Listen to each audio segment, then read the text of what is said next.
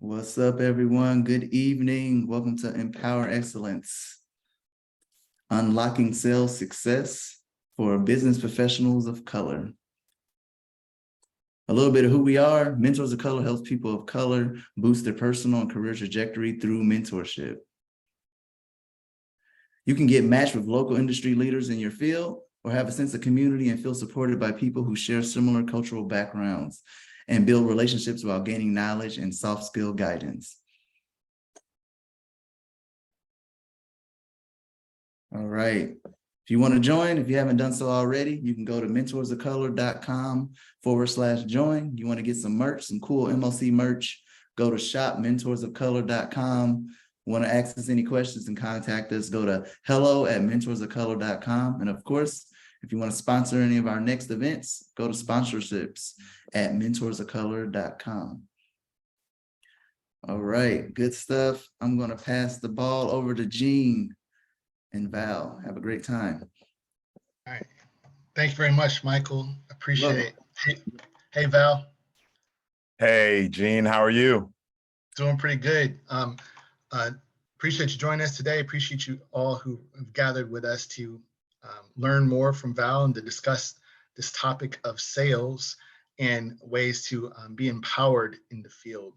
Val, by way of introductions, Val Crooke is the head of strategic partnerships for Wellcrafted Consulting.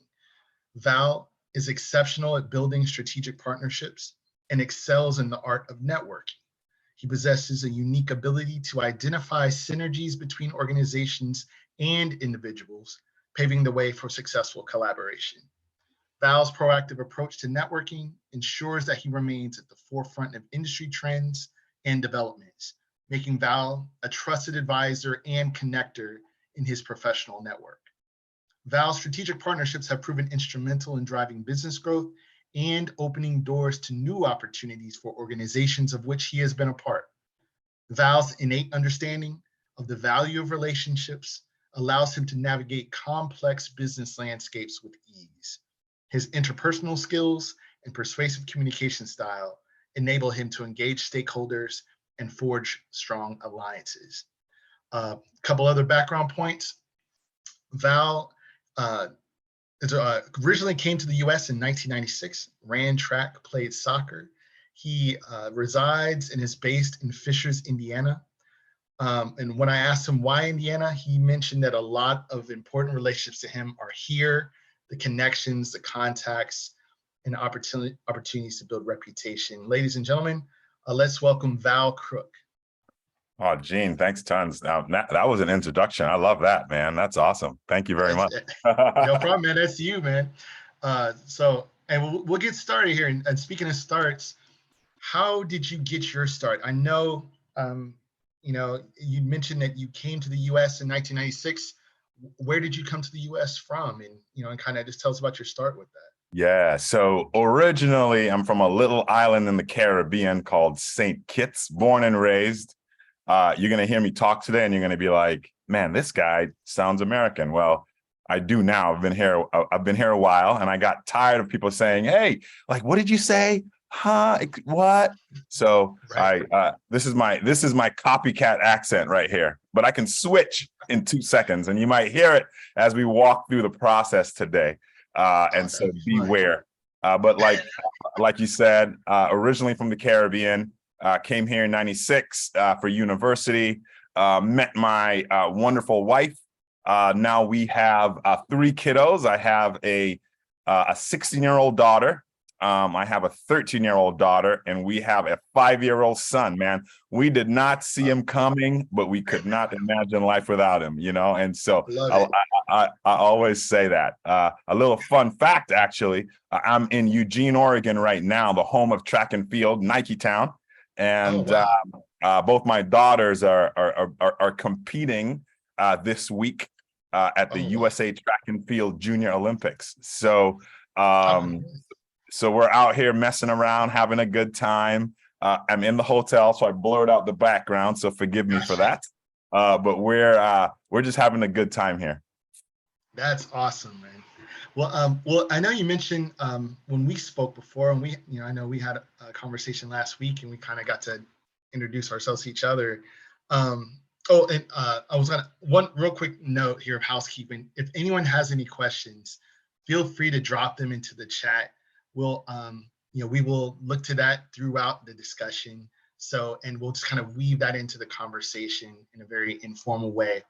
But back to our questions for Val. Val, I know you mentioned that coming from the Caribbean, that you always had an entrepreneurial spirit. Can you share with us kind of how your upbringing and the environment of the Caribbean and the culture, how did that influence your entrepreneurial spirit? And I think that made all the difference in the world, As a young man growing up, I remember my father taking us to my grandmother's house, and and we'd be hanging out with her, but she'd be making, people would say Jamaican patties. Because I'm from St. Kitts, we just call them patties. In America, it's like Jamaican patties, right? She'd make patties and tarts and different things, and put them in a basket on her head and walk around town and sell them, And my granny just passed a few months ago at 97 years old. And I was thinking to myself, sitting at the funeral, man, this lady built such a legacy in us because we had an opportunity to see her just work. No one gave her anything. I mean, she made products and she went out with her basket on her head and she sold, man. She came back with nothing, And so I like to say, man, that's entrepreneurship, man. It starts right there. That's entrepreneurship. That's sales. As simple as that seems, I was so proud sitting at that funeral with all of us looking at all my brothers and my sisters and my cousins. I'm thinking, man, my granny set such a great example, such a great work ethic into motion, and it just carried on to us.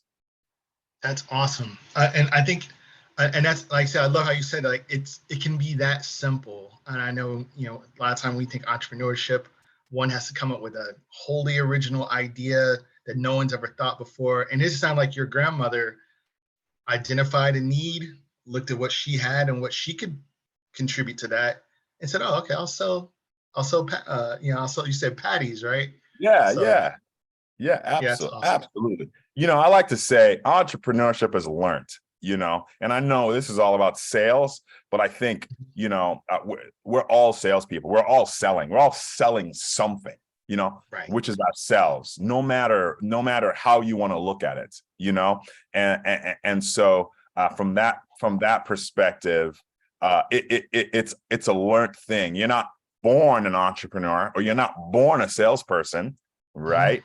It's learned. You can develop it. And so that's one of the biggest misconceptions. I hate sales. You're born to do this. No, man, you just work on it and you get better. Yeah.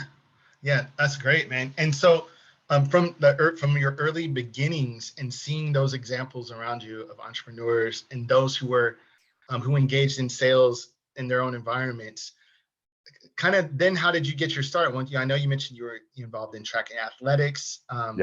And in college, like from like your schooling, how did that then translate in your schooling into an interest?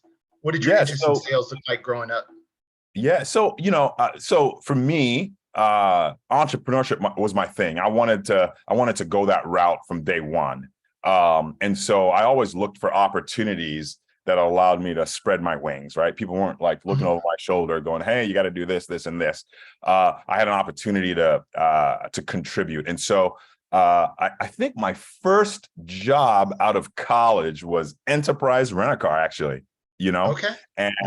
And they had a management trainee program that I did. And in a year, I think it was 9 months, I was a manager of a branch.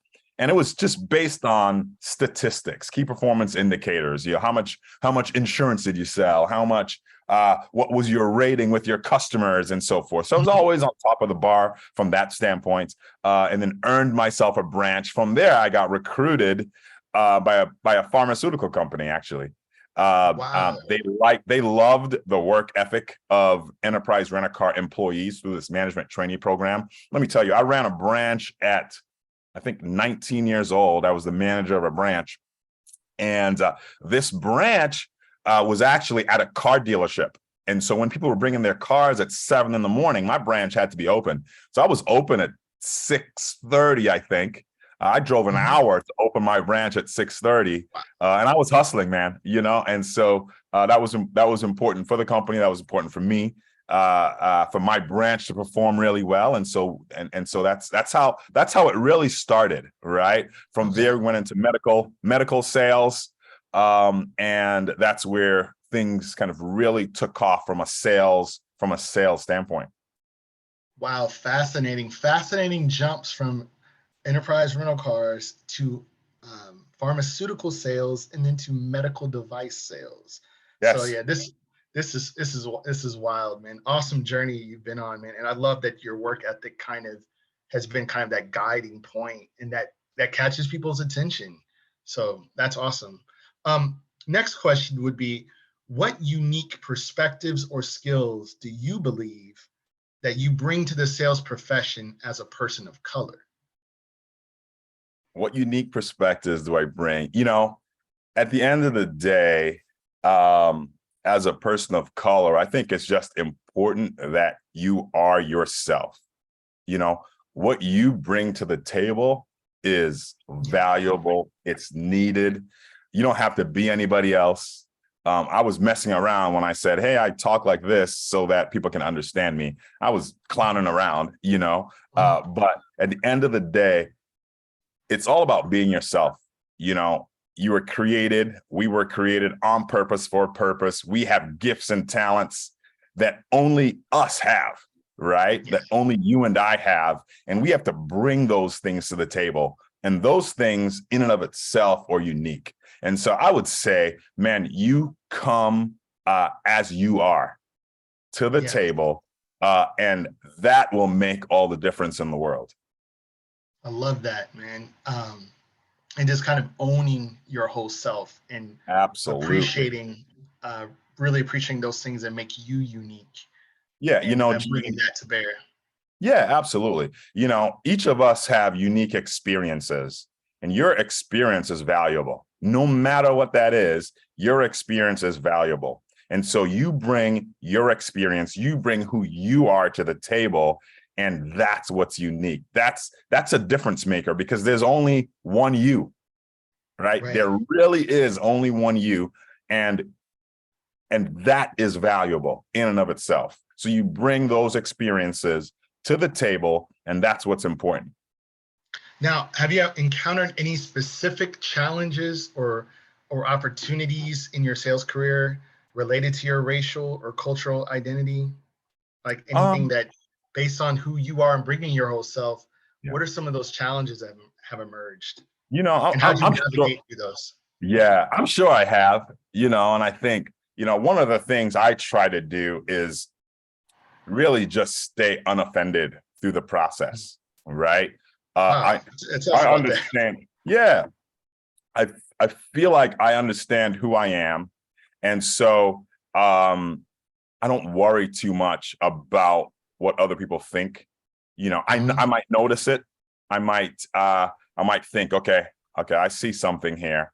You know, but it's my responsibility to stay unoffended, so that I can be the best that I can be, right? Yeah, So that I can approach approach whatever process, whatever thing I'm dealing with, so I can approach it in a professional manner, mhm, and deal with it as such. So, I mean, there are challenges all over the place, right. and there's challenges as men and women of color, and I think one of the biggest things, one of the things that would bug me in my earlier days is if I felt like I wasn't heard, you know. Mm, Um, and I thought that it was because you thought I wasn't good enough, right? yeah. And so that would bug me early on.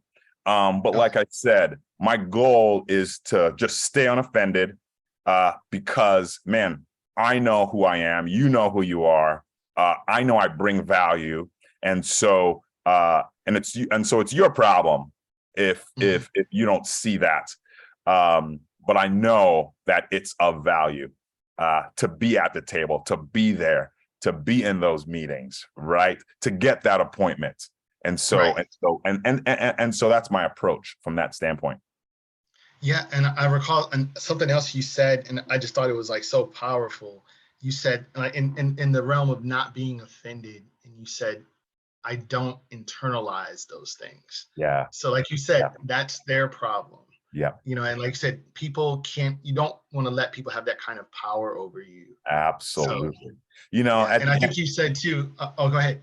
Yeah, at the end of the day, someone can't put offense on you. You have to like take it. You got to receive offense, right? Mm, And so if right. I say, "Man, I'm not even gonna be," then like you said, there's no power over you at that point, right? So Yeah, that's why I like to say, I just stay unoffended. I could care less. I'll see you right. later. I'm Yeah, headed I'm headed north. I'll let you go south. right. You said you've got the destination you're trying to reach, you got the goal you're trying to accomplish, and we're not Absolutely. gonna, you're not gonna let that get in the way. Yeah, So absolutely. that's great. And I think you said something else you also said that I thought was powerful. You said, it's just kind of that knowing that you belong right here, be it in this meeting, be it at this table, and that you're going to act accordingly and unapologetically. Yeah, And if yeah, you sense any negative self-talk creeping into your mind, you brush it off and continue forward, as you noted. So, well, absolutely. yeah. I Well, in your opinion, go ahead. Yeah.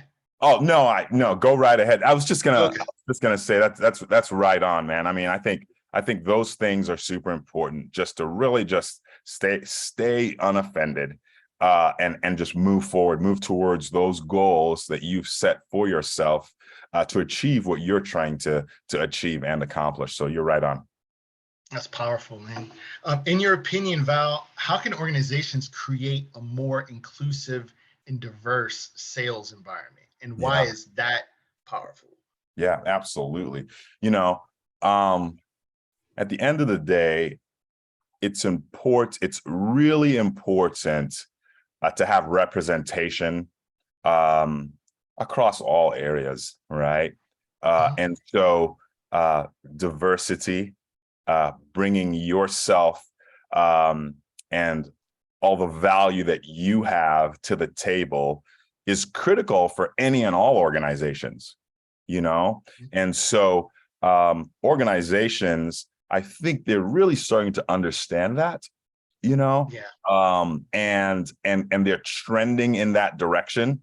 I felt like back in the day, it was, when I say back in the day, 5-6 years ago when I first started, I didn't see as much diverse talent in the sales field. You know, I feel like nowadays I'm seeing a lot. I'm seeing a lot more, and we were always there, right? We were always Yeah. there. We just didn't have the opportunity. I think nowadays we're getting a little bit better. We're not there yet, but we're getting a little bit better. Organizations are getting a little bit better at recognizing how important it is to build a diverse team, a diverse network, right? My thought is diverse teams, right, bring way more value to the table, because diversity of ideas is critical for innovation. Right. Okay. And so if you bring diverse teams together, if you bring different folks together with different backgrounds, different perspectives, old, young, then man, I think it fosters innovation. And in order for organizations to stay alive, in order for them to run at an optimal pace, they need that innovation. I think they're recognizing that. If they don't already know it, they're recognizing it, and they need to act on that, right? Yeah. And so that's kind of my thought from that perspective. That's great. Yeah, because I was going to ask you, because I know you said, like, we've always been there, but you're starting to see more diverse individuals in that space. And I was going to ask you, wonder why that is, but it sounds like, as you noted, that more organizations, those that seek to be innovative, that are proven to be innovative, have teams that have diverse perspectives, cultures, voices represented. So yeah, that's really powerful. And it sounds like too, just being intentional with that. Yeah, absolutely. Intentionality, man, that's the key. Organizations being intentional about building diverse teams. I felt like I read a study the other day that just talked about diverse teams outperforming any other team that's out there. And so I think folks are starting to recognize how important that is. And then we can play a role, man, and jump in there, man. We need to be a part of helping solve these problems for organizations, knowing that it fosters innovation. When we're interviewing for sales positions, when we're walking through this process, we need to let them know the value that we bring from that standpoint, right? It's only better for their organization, that they bring you to the table as well. That's right. And that's awesome. Have you ever had any experiences where you felt, and I know you alluded to this, but if you could just tell us more about it, any experiences where you felt your ideas or your contributions weren't fully recognized or appreciated, and how did you handle that? I know you mentioned an instance maybe where, and you talked earlier about when you don't feel heard, that can kind of kill culture, or just tell us, maybe even if you have like a specific example of experiencing that. Yeah. I mean, to be quite frank, I experienced that a few months ago, probably 6 or 8 months ago, right? Where I was a part of this organization, an early startup. There were some ideas that I had that I thought were right on target as it pertains to growth within the organization, and no one heard me, and so a couple months later, another gentleman shared the same sentiment that I had 6 months prior, and all of a sudden it was the best idea since sliced bread. I don't know if they use that terminology here in America, but we say it in the Caribbean, best idea since sliced bread. So it was, and I the offense started building up in me, Right. And so how do you deal with that? I think you deal with it head on. And so I called a quick meeting with the founder of that organization, and I said, hey, I mentioned X, Y, and Z as a path forward for us 6 months ago, and no one heard me. Now, Mr. Smith came and shared the same sentiment, and now it's the best idea. Help me understand what you didn't understand about this earlier on, you know, and a lot of backpedaling and so forth happened. But I think it's important for us to, you know, shine a light on those things and say, hey, I mentioned this. I talked about this. I brought this to the table. I thought this would have been of value of us 6 months ago. We should have been doing this. It was my idea, not because I want credit for it, but because I think it will help your organization, and no one heard it, you know? So I think they just didn't receive it. Yeah, absolutely. I think it's important that, you know, we're okay with having difficult conversations, and it shows that leadership quality in us when we can do those things. Yeah, I thought that was powerful too. That other ways that people have maybe handled that, they internalize it, they try to psychoanalyze and figure out, oh man, well, what's their problem? I wonder why they didn't like it. Is there something wrong with the idea? And you just confronted it directly, like, look here, I noticed this pattern. This, you know, like I said before, you know, not, you know, like I said, you're not kind of wallowing in the offense, but you're like, you know what, I'm going to address it. Perhaps you didn't notice you did this, but this is absolutely clear to me that this is what happened. Yeah. And what do we do with that? And how did that, what happened in the follow-up to that? Did they kind of understand, or? Oh yeah. I mean, he basically it was, you know, he identified that, yes, I can see how you would feel that way. And then we moved on from there, right? We moved on. We talked about it. We moved on from there. That was really it. I mean, I think the key there was just addressing it and letting the powers that be know that that you were a part of this early on, and you want them to know that that is not okay. You know, I mean, Gene, I mean, it's important that employees, all of us, feel valued and appreciated, you know. And, you know, what I continue to mention is at that point, I felt neither valued nor appreciated. And so I was going to check out, you know, and you want me to check out. You want me to, I'm here for a reason, right? To bring value to your organization. And so let's treat it as such, as a valuable member of the team. That's important. And I think especially too, coming from, you know, various cultural backgrounds, coming from being, you know, from a minority background, and being in these spaces where it's still relatively new, not just to be in those spaces, but to be at those tables and to assert ourselves instead of just kind of being satisfied with what's handed to us, you know, offering pushback, offering that valuable feedback. And I love that you said too, you're like, we could have been doing this 6 months ago. There are opportunity costs involved in that. Think of perhaps the money this business didn't make because we didn't pursue that path. Absolutely. And not valuing that diversity in the voices at the table there. Yeah, absolutely. To shift gears a bit, and just a reminder too, if anyone has any questions, feel free to chime in in the chat room here. But another thing I was wondering is that in terms of just kind of how, you know, how do you do what you do? What are some of the strategies that you use to build? Because I know sales, so much of it is relational. It's that building trust. And what are some strategies you use to build that rapport and trust with clients and build it quickly? And so would love to hear your thoughts on that.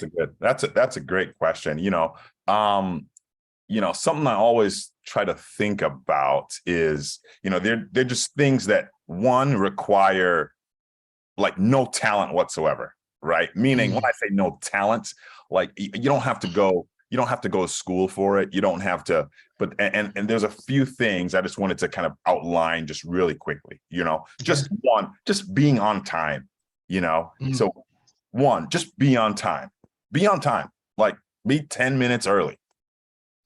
That goes a long way, especially when you're selling, right? If you can't show up to an appointment on time, or you can't jump on a call on time, guess what? That customer might think that you can't deliver the product on time, right? And so those things are important, right? Having a great attitude. You know, people tell me all the time, man, you're so enthusiastic. You're always smiling, you know, man, that's intentional. You know, I'm not, that's who I am, right? But it's intentional, right? I think having that great attitude, that enthusiasm, that positive attitude is a huge piece as it pertains to sales. Remember, now this takes no talent, right? It just takes intentionality, right? Being coachable takes intentionality, right? Effort takes intentionality, right? Being passionate about whatever you're doing, right? Meaning doing it with excellence. Whatever you're doing, just do it with excellence, right? That sets you apart from the other guy, all right? Going the extra mile. I remember when I was in medical device sales, an article came out on one of the physicians that I called on. I remember his name was Dr. Agrawal. And so a great article came out on Dr. Agrawal. So I got the newspaper. It was a newspaper back then. Got the newspaper. Man, I framed it really nicely. And I just put together this little piece for him and delivered it to his office so he can hang it in his office. It was just a great article. And so he can hang it in his office. That closed the deal for me with Dr. Agrawal. Wow. Right. And so just that simple thing, it's just this intentionality, just going the extra mile, just doing little things like that. Just being high energy, right? Just great body language, just how you carry yourself, you know, however you like to do it, just do it with great body language, man. Let people know that you're confident, you're here, you're ready to rock and roll. Man, that takes no talent, right? You haven't mentioned talent. I mean, it's like none of these take talent, but these go a long way. It just takes some effort, right? Just take some effort, just take some intentionality, right? Being prepared, man, just being ready, being prepared. Wherever you're going, whatever you're doing, just be prepared, right? Take 30 minutes, take an hour to prepare, right? Yeah. Like I said, stay unoffended, man. If you could stay unoffended, you will go a long way. And then just that work ethic, right? Which speaks to just effort. So those things, man, take no talent whatsoever. It takes intentionality, and it takes just this will to, man, you know, I'm gonna be the best me that I can be, the best me. You don't have to be somebody else. You have talents, you have gifts. I have talents, I have gifts. I'm gonna show those with just effort, with just intentionality, you know. But as we talk about sales, you know, I have this cadence of accountability that I try to use as it pertains to sales, right? You know, what I like to do, and I think it's a lot of us, we can't focus on 10, 11, 12 things, you know? So I have 1 to 2 like important goals, right? 1 to 2 things that I'm going to focus on that I want to accomplish. Okay. With that, then what I do is I have these things that I call leading measures, right? So if I have if I have this one goal, what do I have to do to achieve that goal? Those are leading measures. Those are activities that I have to accomplish that moves the mark and gets me closer to that goal, right? So it's important to have 1 or 2 goals. And then it's important to have these leading measures, these activities that are predictive and that lead to achieving those goals, right? Gotcha. That you do every day.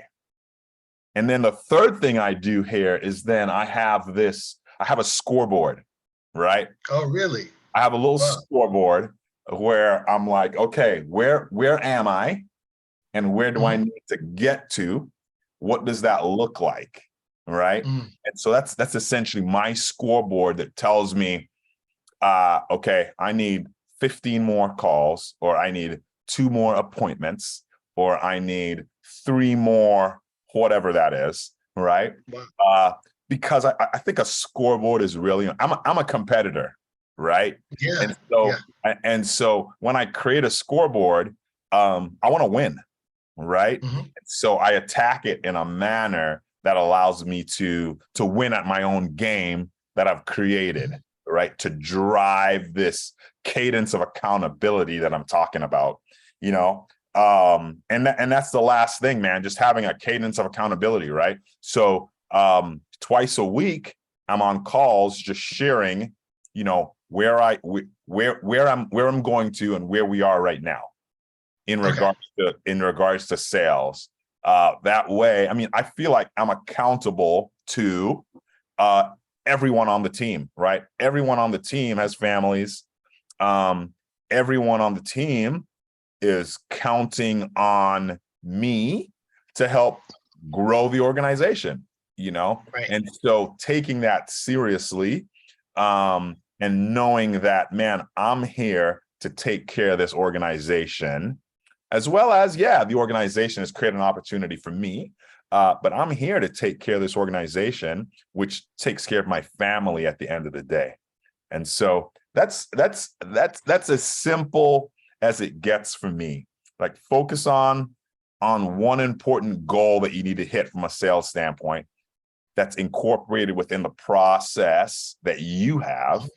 Act on measures that lead to achieving that goal. Keep a scoreboard, you know, man, know where you are on that scoreboard, and win at your own game. And then, you know, have that cadence of accountability, you know, every week, twice a week, once a week, where you're telling the team, you know, what you did, what you're gonna do, what you're accomplishing, right? Yeah. Just to give yourself that, just to have that cadence of accountability, really. Right. It's Well, I motivate. like that too. Yeah, it sounds, especially when you mentioned being a competitor, I wonder if, I wonder if some of those things even played a part in your trainings when you were coming up and doing track. Like, did you kind of have a similar ethic to approach to that? Oh, Like, if it was absolutely. like improving your time and improving your distance. Absolutely. I mean, I tell that to my kids today, you know. Mhm. You know, the how I got my first job was I related everything to athletics, right? I related Interesting. everything to athletics. Right? So I Mhm. was the captain, right? I was the captain. So I had leadership qualities. This is what this looked like. This is what I Yeah. did. This is the approach I took, you know? And so you could relate any and everything to whatever your experience is. You just have to think through it a little bit, and you can pull Right. those nuggets out. But absolutely, athletics definitely helps with sales, man. When you get knocked down, you get back up, you know. When you get tackled Right. in football, you don't lay there and be like, oh man, I'm done, right? You get up, you Right. go on to the next play. Well, in sales, you get kicked in the teeth all the time, you know. And so you got to get up and go again. You're not the only person that's getting kicked in the teeth. We all are getting kicked in the teeth, you know. I remember in college I did this, and I'm not necessarily recommending it or not recommending it, but there was this company back in the day. I don't know. I was a sophomore and junior in college, called the Southwestern Company, and so we Okay. sold books, like encyclopedias, door to door. Oh, I remember that. Yes, I know what you're talking about. Unbelievable. Like, I don't know why I did it, but I'm glad I did. You know, I remember a Okay. student said, "Hey, come sell books with us this summer." You know, I'm like, "Okay, let's do it." I did not realize how many times I was going to get kicked in the teeth, you know? Okay. And I remember, check this out, guys. I remember I was in Buffalo, from Indiana. I went to Buffalo, New York. All right. I was actually in a small town. I can't remember the name of this small town. There were no Black people in this town, man. None whatsoever. But so I go to this small town. Oh man, I can't think of it. I'll think of it in a little bit. I go to this small town. I'm dropped off there. We find a little apartment, myself and about four other guys. we started hitting the streets. We had this little sales training for a week. Then we came out of sales training. We started hitting the streets, selling these books to help with homework. And so 3 days in, everybody quit. The other 3 guys that I came with quit. And so I'm driving my little Honda CRX through these towns of Fredonia, New York. I don't know if you've ever heard of it. It's called Fredonia, New York. No, I have not. Yeah. So I'm driving you my didn't little. quit. You stuck with it. Oh man, I'm in my car. You know, I'm looking to see if I see any playground stuff in people's backyards. I'll stop. I'll go up, knock on the door, take my little 3 steps back, like they told me. You know, and then I would introduce myself. But the point is, I'm sitting in my car, and everybody quit. And I call my dad, and I said, "Dad, man, I made the biggest mistake. I'm called him in St. Kitts." And I said, "Man, I took this little job thingy selling books door to door. I haven't sold a book. It's been 4 or 5 days, and everybody quit and went back to Indiana, and it's just me." I said, "I don't know. I want to go home." I'm crying, talking to my dad. And he said, "Son, you're not going to quit. Go knock on another door. You're not going to quit. Go knock on another door. Stop crying. Go knock on another door. And you started it. You got to finish." So, unlike in the movies, I go up to my next door, knocked on it, and I thought the guy was going to be really nice to me. But that didn't happen. I remember knocking on the door. Knocked on the door, took my 3 steps back. This guy opens the door, and I said, I saw his name on the door. You know, some people have their names, their last names on their door, on the mat or whatever. And I said, "Mr. Pleva, good morning. My name is," and he says, "1, my name is not Mr. Pleva. 2, you better get off my porch before I call the cops." And so I went back to my car, and just to try to muster up the energy to go to my next door, you know, I see this playground. I see this lady in the backyard. I go up, I knock on the door. She comes around the fence. She's like, "Oh, come on back." I show her my book. She buys everything in my bag, everything. You know, it was unbelievable. So my summer was okay. I toughed it out. I made a little bit of money, right? But I think the win was I did not quit. You know, that's a powerful experience, especially in the face of that kind of adversity. Everyone around you is kind of falling off, and it almost would seem like the comfortable thing to just hang it up. Absolutely. And I think that thank you for sharing. That's a powerful story. And I do remember, I think I had an invitation I remember going to an orientation when they were introducing us to the idea. And I remember I heard it, I was like, whoa, I don't know if I'm that into it, but I love that your father's counsel, which you hear from a lot of parents, a lot of the old school parents who are just like, my dad told me the same thing when I started working in fast food. He's like, well, you have to commit to doing it. So that builds character. You'll learn later. And and you kind of got into what, I know we have a question here in the chat. I'm gonna make sure I'm saying the name right. I believe it's either Casman or Ramos. Right, thank you. That is correct? Yeah, you did it. Oh, I said it did. Thank you very much. Well, Casman asked, how do you build your resilience in sales, and how do you manage rejection and not take it personal? It ties in directly to Southwestern books. And so especially now that you had that experience and now it translates into now, how did you become comfortable with people saying no? Yeah. You know, you just have to do it so many times that it doesn't offend you. You know, it's really difficult. It's hard. You know, it's really hard. Was it Casman? Was that correct? Yes, that's right. Yeah, that's really hard, right? But there's a rainbow on the other side. You know, no matter how many times you have to deal with rejection, all of us are doing it, including you. And it's okay. Just don't take offense to it. You know, it's just, for some reason, I hate saying this, but it's just a part of business, you know. But on the other side is that next deal. And that's what I try to think about. There's a deal on the other side of this rejection. and it's coming, even though it's going to happen it might happen for a month, it might happen for 2 months, but man, there is this weird thing that happens when you keep going, and so the idea is, man, brush it off, get up and do the other one, go again, hit the other person, make the other phone call, right? Go to the next appointment. And over time, that resilience is built, and it doesn't bug you as much. Still bugs you a little bit, right? Still bugs me a little bit, but it doesn't bug you as much. And there's a rainbow on the other side. And thanks for sharing that, Val. And thank you for that question, Casman. And I wonder too, that when you experience those no's, so in other words, imagine you going door to door, or imagine you now going from deal to deal. I imagine though, you also learn from every rejection. Absolutely.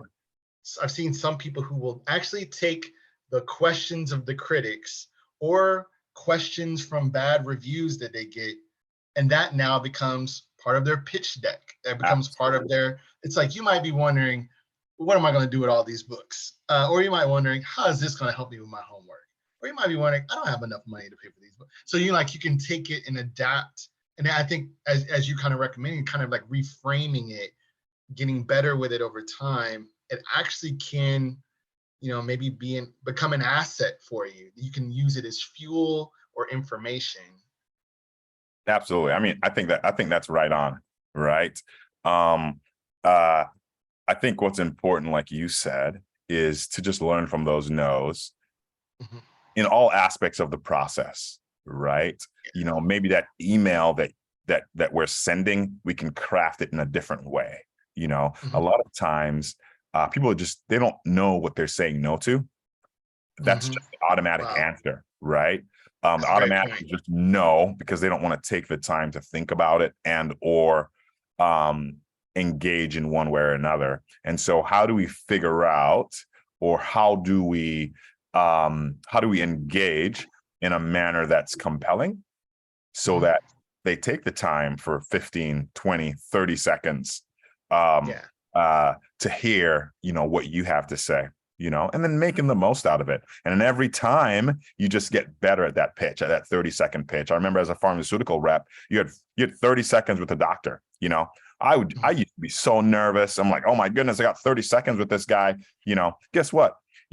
With you know more about your product than they do, even though they might be an expert in the medical field. Man, you know your product. And so and you can bring value to them because you know your product. And so it's just figuring out, how do I articulate it in a way that gets their attention, right?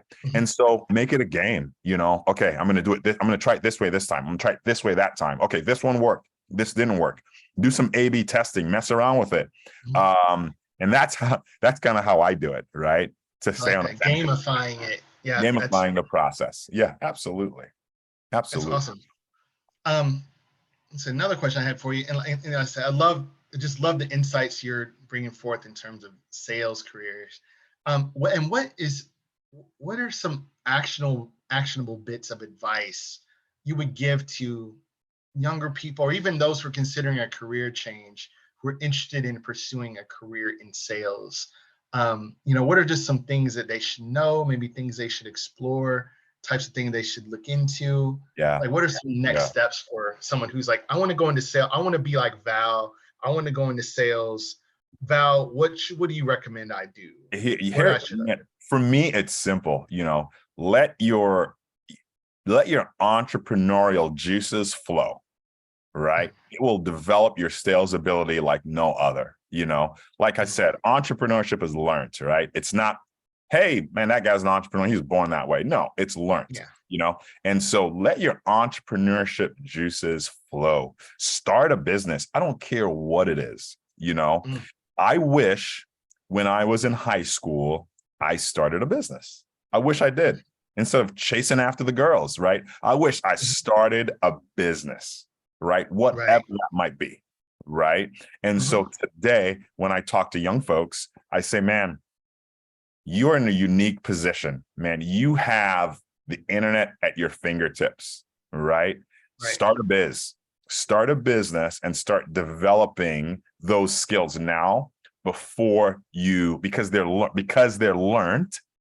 And if you start a business, any and everybody will talk to you and help you grow it and or build it, right? When you're a young man or young woman, you know. So that's what I would say. I would say go start something and just learn the intricacies of that process that is learned, and create this project-based learning experience for yourself. You're always selling. I don't care who you are. You're always selling. You're selling yourself. And so if you use those intangibles that we talked about that take no talent, that will sell you because you're selling yourself. All the other things will fall into place. Oh, that's great. And I imagine too that with the recommendation to just start a business, you'll learn all the other insights, all the other wisdom, experience will come from that. And I've heard a number of people say that one of the best things you can do to learn about business is to start a business. Absolutely. Absolutely. You know, so I have a 16-year-old daughter and a 14-year-old daughter. So guess what? I've started businesses with them. You know, I said, awesome. I want you guys to, okay, let's come up with a name, you know. Well, before a name, what are we going to, what do you want to do? What do you like? What do you want to do? What problem can we solve? You know, let's come up with a name. Let's, you know, we walk, you know, so they're in track and field. So we started doing some stuff related to track and field with clothing. So they named it It's Glitz Girls, you know, and they helped me, they helped build the website. And you know, and then they went out to track meets and they sold their gear at track meets that they were competing in, and they would set up their little pop-up stores, and they would do all the credit card stuff. They would sell it when they're done running. They come over to their booth and they hang out at their booth, and they, you know, and they sold, and they did this, they did that. They packed everything up. They did their merchandising. So we walked through that process with them to do that. And so their sales abilities have grown from that standpoint. Now they're like, okay, now we want to do jewelry. How do we do this? You know, I want to do track gifts for universities and colleges, so that when their athletes are getting gifts, a university or a college or a track team would buy, you know, it might say long jump, or it might say high jump, or it might say, you know, track girls, or, you know. And so now we're walking through that process with them, you know. So just getting their entrepreneurship juices flowing, that sales experience is developed. Yeah, and I imagine too, it also helps when you have some skin in the game too. It's like, it's yours. You're not just selling this on behalf of someone else, where you can check out. And like you said, I love that the questions you ask them: what problem can we solve? What are you interested in? What need can we meet? And like I said, you're asking them to explore that in something they're already interested in. Absolutely. So they're thinking of what they would want. So yeah, and then they can, no matter how it pans out with the business, whatever the outcome is, it sounds like they can take those learnings directly into whatever the next business that they form with you. So absolutely. You just create experiences for yourself. And I think that's the best way. That's one of the best ways to go about it. You know, I can give you, you know, there are books out there that says, hey, the 10 steps to being a better salesperson, you know, and you got to go do it. You got to go do it. And it might be different for you than it is for someone else. But you can do it, because your unique self brings tremendous value. Right? Only you can do you, and you got to own it and be comfortable with that, and know that, man, I am of value. What I'm saying is valuable. I can bring value to you. And so I'm going to do that to the best of my ability. That's awesome. My next question is, because as it sounds like you've been not only a father, but a mentor to your daughters with entrepreneurship, with sales, who have been can you tell us more about some of the mentors and role models that have inspired you in your career, your sales career? I know you mentioned your grandmother. I know you mentioned your father. And if there are any others, who are your mentors and role models, and how did they influence your approach? Yeah, that's good. That's a really good question, so for me, I think for all of us, mentorship is important. We all need mentors, right? We need and different types of mentors, right? I have guys that I look up to just from a spiritual standpoint, right? And these guys just help me to walk a path that's important for a young man to walk, right? And so I have those types of guys. My father is an awesome mentor to me just from a broad standpoint. This guy has been just amazing for me. And it wasn't always like that, right? When I'm 15, 16, I thought he was the biggest doofus in the world, And then I remember my freshman year in college, I called him and I said, Dad, man, I just want to tell you how much I appreciate you, because now I'm out here by myself. Now I see what you're talking about, and the value that he brought to me as a young man has been just unbelievable. I call him and we talk about any and everything, right? And it's just this wisdom that mentors have, people that that speak into your lives in one way or another. So for me, it's him. For me, he is that guy, along with some others in different areas as well. Yeah, and I think I think a quote you shared that you and your father discussed was, "Failure is not final; it's all part of the process." Oh yeah, man. I've heard him say that so many times. He said, man, he's told me, because I've blown it. I've blown it a million times, but it's that idea of getting up and going after it again. And I remember this one time he just said, man, Val, failure is not final, man. It's just a part of the process. It's just a part of the process. Learn from it and start running again. Okay. Yeah. And so an example of that was, selling books for Southwestern back in the day when I was in college, right? My sophomore year. And that's what I tell anyone that's listening. Failure isn't final. It's just a part of the process. So we just learn from it, fail forward, and move on from that. Awesome. Well, Val, as we get ready to conclude, I wanted to ask and make sure to give you the podium here to see, was there anything you would like to add that perhaps I didn't lead into with a question that you definitely don't want to leave our gathering today without having shared? I want to make sure we didn't miss anything. Was there anything else you really wanted to communicate that you felt was important related to the topic, related to mentoring, or just related to your journey? Man, one of the things I think that I'm really digging into is this idea of leadership, right? And just building leadership qualities. And so I would just encourage anyone that's listening, whoever is on this call, a part of this process, to just really dig into just becoming great leaders, becoming great men and women that can lead organizations. Again, it's learned, right? And so dig into that, go after it. It helps build your sales ability, the quality that you bring to the table, it builds.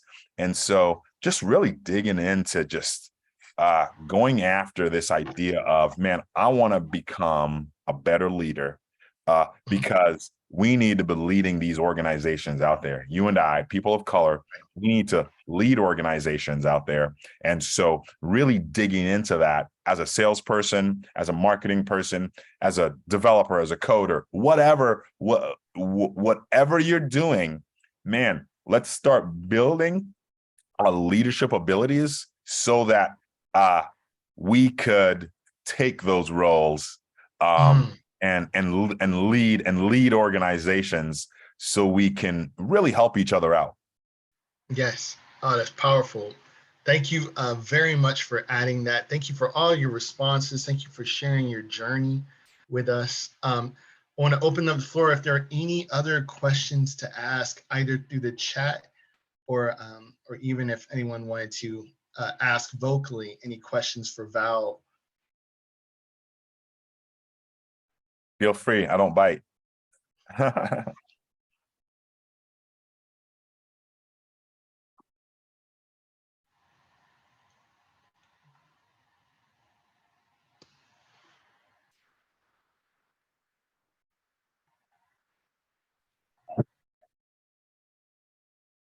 Yep. Looks like we didn't have any questions. Is there anything in the chat that hasn't been read or said? Or? No, I don't see any other ones in the chat. I think we. Oh wait, hold on. Make sure. Scrolling down here. Oh, here we go. We have a question from, is it Asa or Asa or Asha? Asking. Oh, sorry. Val. It's Asa. It's Asa. Asa. Awesome. Thank you, Asa.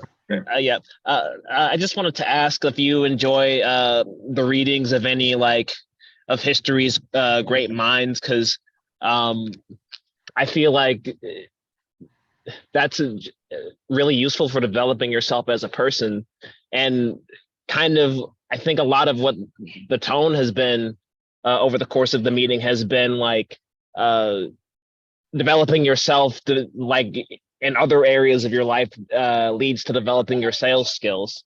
So I was just wondering if you've read any of the works of any great authors or philosophers or even scientists or anything who you feel have influenced you in a way that made you a better person and also made you better at sales. Does that make sense? Yeah, that's a really good question. For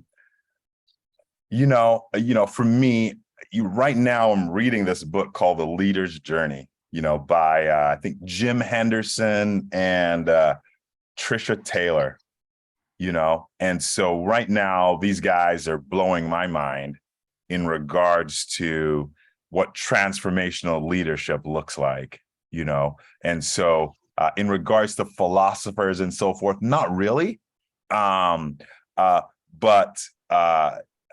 this latest book that I'm reading called The Leader's Journey has just blown me away, because it just puts a different spin on leadership, and it just shows me that really the experiences that you and I have are tremendously valuable, because when you look through the lens of those experiences, they can do one of two things. They can hurt you or help you, right? And so for me, when I look through the lens of my experiences, it's all about what's the positive spin or approach to take for that particular situation. And so so Jim and Trisha Taylor and Jim Henderson, those two that wrote that book has just kind of given me this mind shift in regards to leadership, sales, what that looks and feels like from a transformational standpoint. That's awesome. Thank you. Yeah, thank you. Your question. Thank you. That was great. We have another question from Kiana. Kiana asks, what advice do you have for selling yourself when starting a new small business?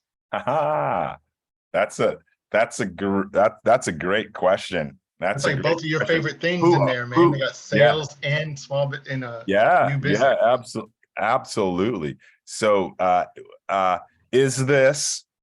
you trying to raise money or do you have a product that you're already selling? Give me a little bit more. I want to hear you talk to me, unmute and tell me a little bit more? Is that okay? Yeah, actually. Hi, I'm Kiana. Hi, Kiana. So I have recently, well, not that recently, but basically selling a service. So I want to start a travel agency. I want to be a travel agent. Yeah. So that's kind of what I'm working on. It's something that I like to do. I've, kind of done the service for free before. So Yeah. I'm kind of trying to turn it into an actual business. Absolutely. But I just get so like, I don't know what it is. I'm just not, sales is not in me. I get so nervous even when like telling people about it. I just kind of like mention it casually. I don't know how to really like sell it for real. Like Yeah. this is a real business. Yeah. Well, one, it's a real business. There's no ifs, ands, or buts about it, right? That's a real business. And some people might say, man, travel agent, I could book it online. Guess what? Man, there are travel agents out there that are absolutely killing it. And it's all about just finding the right market. So I have a company called Incentus Global. So what we've done is we plan corporate incentive travel programs for organizations, right? So for sales trips and leaders getaways and stuff like that. And so, I mean, for you, I mean, the idea would be, and we could absolutely kill it, right? And so I think the idea for you is just determining specifically what you want to try to accomplish with your business, and then really just start, right? And so who are you selling to? Who is your business? What's your mission? What's your vision? And just creating just a little outline that gives just a little clarity. So when you talk about it, you know exactly what you're trying to accomplish, right? So for us, we sold to organizations that would do incentive travel programs for salespeople, right? I remember winning sales trips when I worked for AstraZeneca, when I worked for Stryker. I would win president's clubs and I would be on those sales trips. And I thought, man, that would be a great business, And so that's kind of how that started. How do I do this better than the other guy, right? And so, man, I would go for it. I don't know if, you can get our information in the chat. I guess I can I can get my info to you, and I'll help you get cooking, man. I'll help you get started. Let's see how I can help in one way or another. That's That awesome. would be awesome. Thank you. No problem. Kiana, thank you for your question. That was an outstanding question. And I think you just got engaged in a bit of sales, even in sharing it. So, I imagine that'll become easier and easier. But yeah, I'm going to, Val, if it's all right, is it all right if I drop your email into the chat? Absolutely. Please do. Please do. All right. So anyone is interested in connecting with Val to maybe discuss or to share some ideas or to get some input from Val on a business or even tips on, sales, feel free to reach out to him. Please reach out to him. And these are great questions. Any other questions? I know we're near time. Mike, I'm looking over at you, man. I'm just making sure I'm not I'm just waiting for you to start playing the Oscar music on me. But, yeah. Or whatever. Hey, we have some nice intro music, man. So, I mean, if I'm going to be escorted out, man, that's what the soundtrack to have. But any other questions from anyone else in the group? Man, these have been some really, really good ones. Really fun discussion. Yeah. I'm scrolling down, and we're gonna have to check out. I'm sorry. So is it okay if I ask another question? Yeah, absolutely. Yeah. Okay. Is that Asa? Yes. Yeah, go ahead. So some of the business advice I've either heard or gotten from other people kind of suggests that how do I put it? Your odds of building a stronger business are higher if you start in a really niche market, and that your niche like is you. So kind of, how do I put it? The things that you have to offer and the skill set that you have, and the blend of those skills, as well as that being like in terms of profit, being a specialist is more profitable than being a generalist. So would you say that it's a good business strategy to start niche and expand, or do you even need to expand? Or what are your thoughts on any of it? Yeah, I mean, I think it's a good business strategy to one, just get started, right? Niche is okay, and nothing's wrong with niche, right? I say niche, but nothing's wrong with niche, right?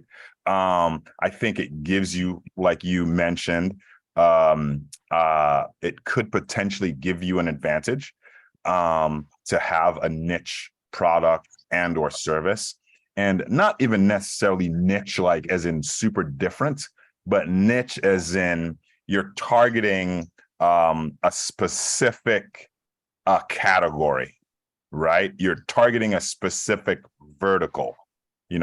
I think that is really important, as opposed to being all things to all people.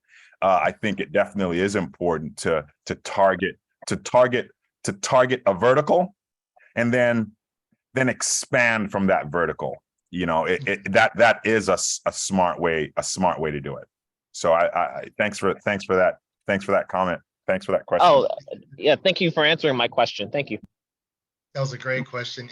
When you were describing that, Val, I kind of thought of, like, you see those discount or tire discounters or discount tire places. Yes. You ask them, hey, do you offer this? They're like, no, we really just do the tires. And it's like, well, it seems to be working for you guys. Like, I guess, like you said, the all things to all people, you can go elsewhere for that, but we're just going to focus on this vertical. So yeah, that's pretty interesting. But I love, that's definitely a takeaway I'm taking from today's conversation with you, is that anyone can learn how to sell. Anyone can learn how to become entrepreneurial. And the best advice, and you can always modify, but you got to get started to have something to modify. Yes. Yeah. And I think, I know myself, I can get caught in the paralysis of analysis. I can read one more business book. I can read one more entrepreneurial biography. But the best thing is just to get started. And the last thing I'd say is to welcome, embrace failure, rejection, learn from it, and just make your next deal even better. Just kind of keep growing absolutely. with it. One of the things I've always heard is, the best ideas are in the graveyard. There are people that have had great ideas, they just never did anything with it. Right. Man. And so, man, just don't let that happen. You got to do it. That's why I always say, man, just get started. Just get started. It's not that hard. Okay. Awesome. Well, that's a great note to end on. Thank you again, Val. Appreciate your time, sir. Best of luck to your daughters as they compete this week. Hope that we hear some great updates about that. And reminder to everyone, we have Val's email address in the chat if you want to engage and connect with him. And just thank you for your time. Thank you, everyone, for your questions, for the discussion. And Mike, Rachel, I'll kick it over to you guys. Thank you for having me here today. Thank you for all the thanks. Thank you. Take care. You guys have a great evening. Yes, this was great information, Val. And also, that's what MOC is all about. Just everybody connection, learning from each other, growing with each other. So feel free to jump in that chat and ask questions and get connected with people, just like Val, to move your business or whatever you got going on to the next level. But Dean, it's always been a pleasure. Appreciate you. Everyone, thank you for coming out. Have a great evening. We'll see you all later. Thank you. Take care. See you guys. All right. Bye.